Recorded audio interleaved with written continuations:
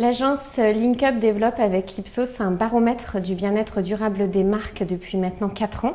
Et on va poser quelques questions au sujet de ce baromètre à la fondatrice de l'agence, Sandrine Raffin.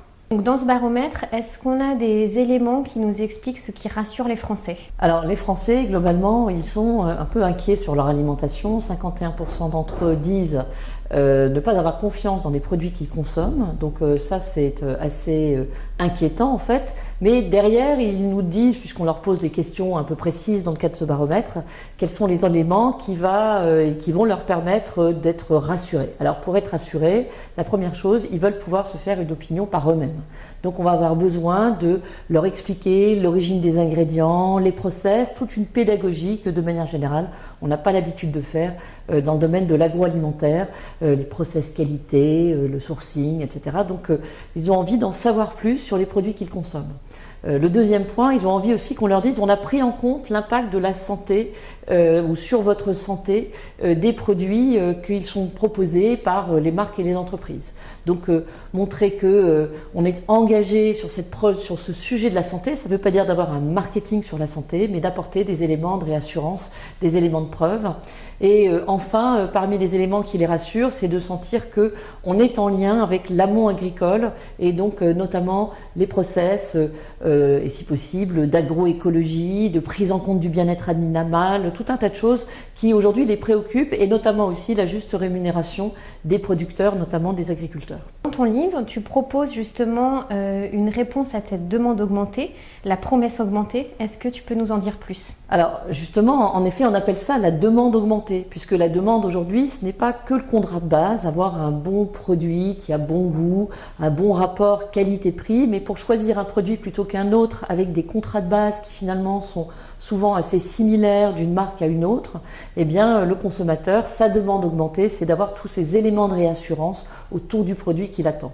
Alors pour y répondre, on va voir la promesse augmentée. La promesse augmentée, c'est un terme marketing, la promesse marketing qu'on va pouvoir faire. Et en réalité, la promesse marketing, elle doit être très fondée sur des raisons de croire dans cet engagement. C'est de montrer donc comment les marques qui font des produits alimentaires sont engagées de l'amont à l'aval pour participer à un bien-être durable du consommateur, mais aussi de tout ce qui l'entoure, de la planète, d'un système. Finalement, les Français aujourd'hui, les consommateurs, ils ont envie de croire que ce qu'ils mangent va leur faire du bien durablement et que cela va faire du bien à un ensemble d'acteurs, y compris à la planète et là aussi durablement. Selon toi, quels seraient les 3 grands principes pour répondre à ces publics sur cette promesse augmentée? Alors les 3 principes en fait sont assez simples. Un premier, une règle de base, on va faire plus confiance aux hommes qu'aux organisations. Donc le premier, c'est l'incarnation. Qui sont les hommes et les femmes qui quotidiennement, quelles sont leurs compétences, quelle attention ils vont porter à l'élaboration des produits que je vais retrouver dans mon assiette et je vais plus faire confiance à ces hommes et notamment dans le baromètre, on voit que les Français, la première personne qui les rassure, ce sont les agriculteurs.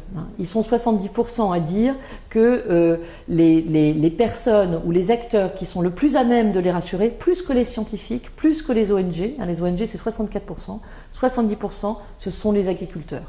Donc incarner le monde agricole, mais incarner également la transformation, expliquer que derrière, il y a une implication.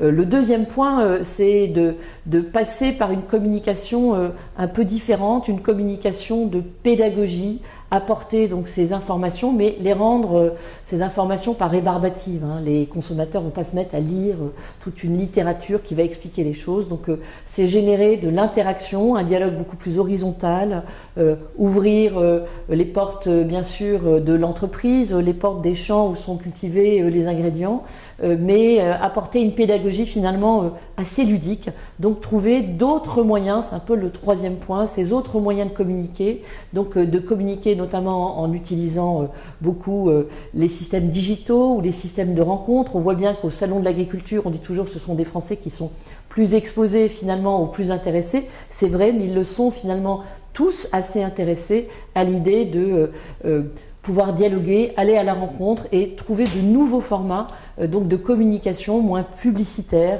plus dans une sorte de véracité autour du produit et d'une sincérité.